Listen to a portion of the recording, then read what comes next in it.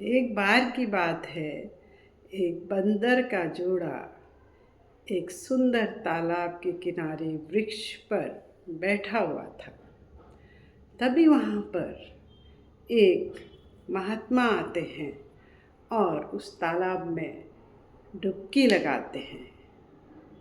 और डुबकी लगाते ही जैसे वो बाहर निकलते हैं तो वो ईश्वर के रूप में प्रकट हो जाते हैं।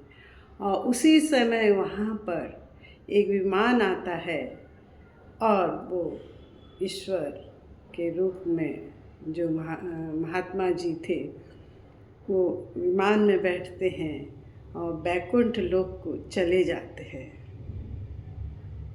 यह सब वो बंदर और बंदरिया दोनों देख रहे होते हैं। तो जैसे ही वो बैकुंठ को चले जाते हैं तो वो दोनों भी सोचते हैं क्यों ना हम भी इस पवित्र तालाब में डुबकी लगा लें।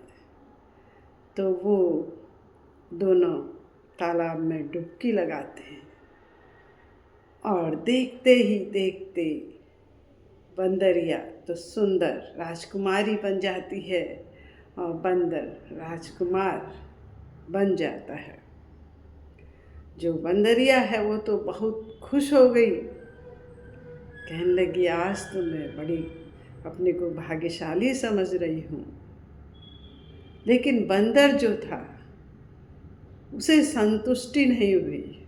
उसने कहा नहीं, मुझे इसमें संतुष्टि नहीं है, मैं इसमें एक बार और डुबकी लगाऊंगा और इससे भी कोई अच्छा मैं भगवान बन जाऊंगा।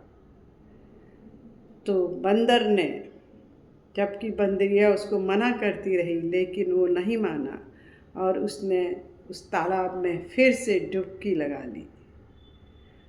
और जैसे ही डुबकी लगा करके वो बाहर निकला तो फिर से उसका जो रूप था बंदर का हो गया।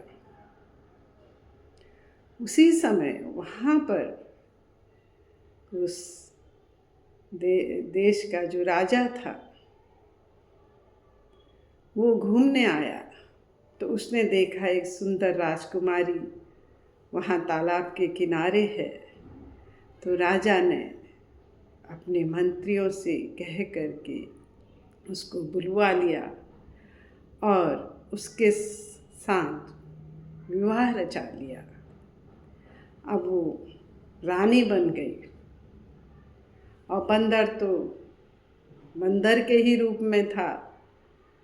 तो ऐसे ही एक दिन एक मदारी आया, उस बंदर को पकड़ करके ले गया और जब वो राजा के भवन के सामने बंदर का नाच नचा रहा था तो बंदर नाच रहा था और सोच रहा था देखो मैंने कितनी गलती करी, अगर मैं संतुष्ट हो जाता तो आज मुझे भी अच्छा जीवन प्राप्त हो जाता। तो इस कहानी से हमें यह शिक्षा मिलती है कि हमें जो भगवान ने दिया है उसमें संतोष करना चाहिए, उसी में हमारी भलाई है, उसी में हमें संतुष्ट रहना चाहिए और बार बार भगवान को धन्यवाद करना चाहिए, उसका स्मरण करना चाहिए। जय श्री राम।